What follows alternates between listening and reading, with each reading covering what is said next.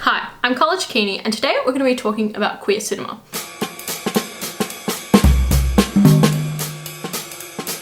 The half of it came out May 1st, 2020 on Netflix. It is written and directed by Alice Wu. The half of it is a coming of age, which follows Ellie Chu as she is enlisted by Paul Munsky, teen jock, to write letters for Asta Flores, the school's popular pretty girl. This is actually a twist on Cyrano de Bergerac. In this case, it's turned queer. So the story basically follows Asta and Ellie getting to know each other through letters and anonymous text chains, but Asta thinks it's Paul.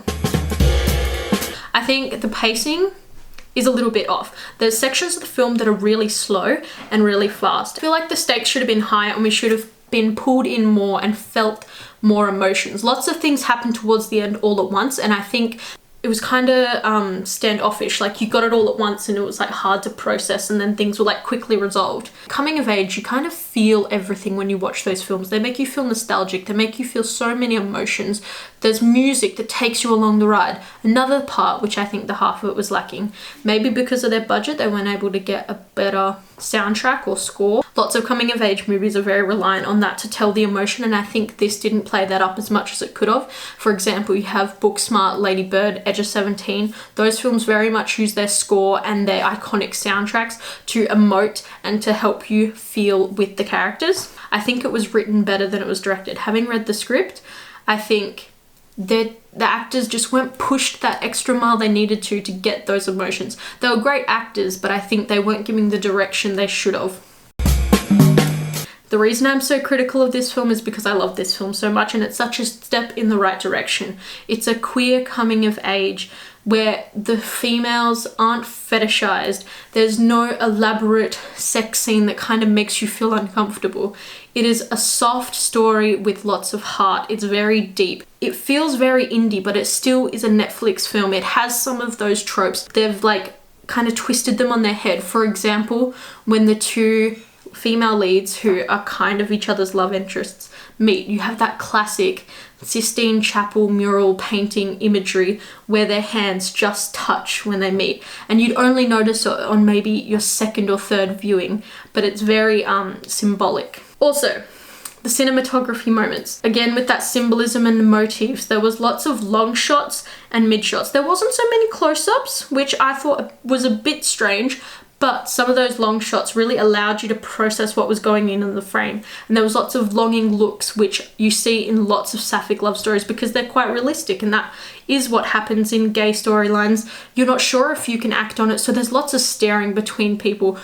Great example, Portrait of a Lady on Fire. I would like to say that I really liked that it had an open ending, similar to Booksmart. You have that kind of bit of hope that the protagonists might get together, but the story is more about Ellie Chu and her journey and her friendship with Paul than the love story.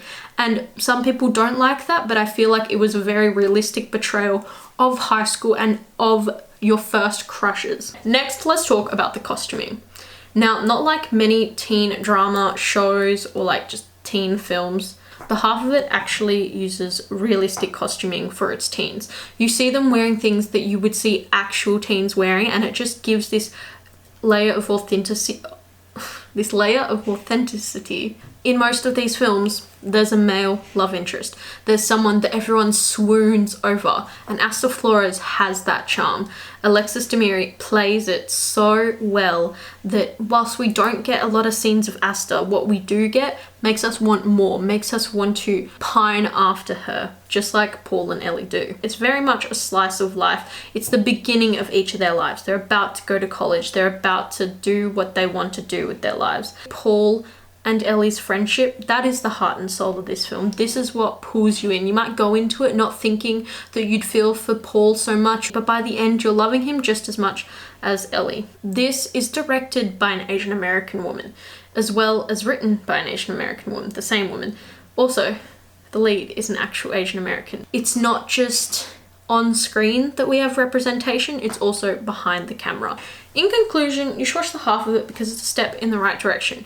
It is a sapphic coming of age, a lesbian coming of age, written and directed by a lesbian Asian American, also featuring an Asian American. So it's got representation. It shows small town values. It shows sexuality and religion coming head to head. This is a quite mature film that you wouldn't necessarily expect what you get from it. It's a step in the right direction. Thanks.